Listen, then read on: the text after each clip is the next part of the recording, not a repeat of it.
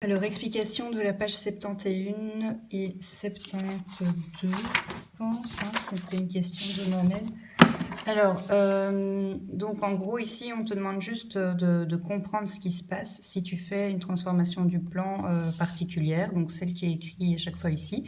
Donc, par une symétrie orthogonale, l'image d'une droite est une droite qui est parallèle à l'axe si quoi? Alors, si la droite de départ est parallèle à l'axe. Donc là, c'est ce que je mets. Donc tu as ton axe ici, d'accord? Tu as une droite parallèle. Eh bien, l'image sera également une droite parallèle. Ensuite, par une symétrie orthogonale, l'image d'une droite est une droite qui est perpendiculaire à l'axe. Si quoi?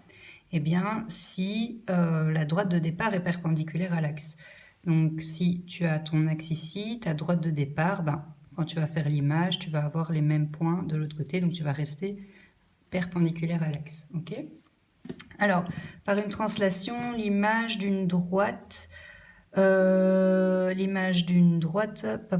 une droite parallèle à la droite d'origine. Donc, c'est logique, puisque la translation, bah, tu te déplaces dans la même direction. Donc, forcément, si tu as une droite et que tu la fais glisser, ben, tu vas avoir une droite qui sera parallèle. Alors, le 4, par une symétrie centrale, l'image d'une demi-droite est... alors, l'image d'une demi-droite est une demi-droite parallèle et de sens contraire. Donc ici, si tu as le point A, ben, il va de l'autre côté du centre, donc tu vas avoir A', et B va avoir B'. Donc en fait, si tu veux, le sens des points change. Ça va? Alors, le 5, par une symétrie orthogonale, l'image d'une droite est une droite qui est séquente à l'axe si la droite de départ est séquente à l'axe aussi. Donc si ça c'est ton axe et que tu as une droite séquente, ben regarde ici j'ai pris des points en fait. Donc si je fais l'image de ce point, je vais arriver là. Si je fais l'image de ce point, je vais arriver là. Donc la droite verte ici, tu vois qu'elle est aussi séquente. Donc ce sera une séquente. Alors ensuite, par une rotation, l'image d'une droite qui passe par le centre restera une droite qui passe par le centre parce que ta droite, donc elle tourne autour du centre, d'accord? Si elle passe par le centre, bah, ce point reste fixe. Et comme ce point reste fixe, ça veut dire que même la droite image passera par le centre. D'accord? Alors le 7, par une symétrie orthogonale, l'image d'une droite est une droite qui est confondue à l'axe si la droite de départ est confondue à l'axe. Ben, si la droite de départ c'est l'axe, ben, l'image c'est l'axe aussi, hein, on ne bouge pas.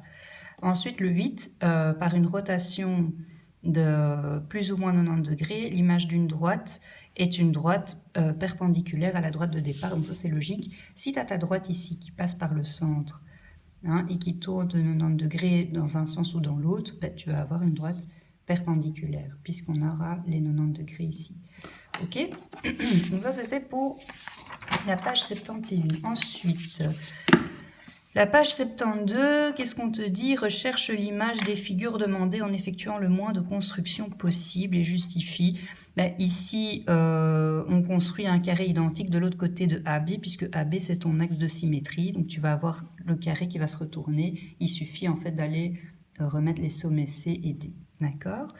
Puis, tu as une symétrie centrale du point M, qui est le milieu du triangle.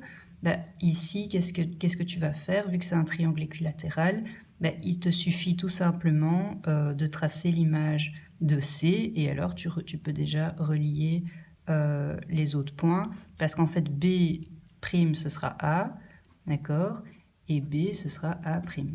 Ça va? Et alors ici, Sarah n'a pas eu le temps de terminer son exercice en classe, achève chacune des constructions en ne cherchant l'image d'aucun point, mais en utilisant uniquement les propriétés vues précédemment. Eh bien, ici, tu as finalement ton point B qui est sur l'axe, donc ton point B ne va pas bouger.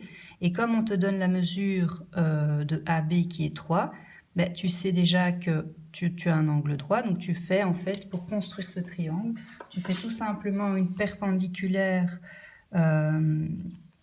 ici, tu fais une perpendiculaire, d'accord? Voilà. Donc tu as ton A, donc tu sais que tu as ton 3 ici, tu as ton angle droit. Et alors une fois que tu as l'angle droit, bah, tu continues le triangle. Pour la rotation de 120 degrés ici, donc tu sais que ton centre B ne bouge pas, d'accord? Donc tu dois juste faire tourner donc, dans le sens inverse des aiguilles d'une montre ton point A, D'accord? Alors, tu mesures ici, donc tu sais déjà que tu as 90, donc il faut rajouter juste ici 30 degrés en fait, d'accord? Tu rajoutes 30 degrés et tu reportes la mesure qui est de 3 cm. Ça va?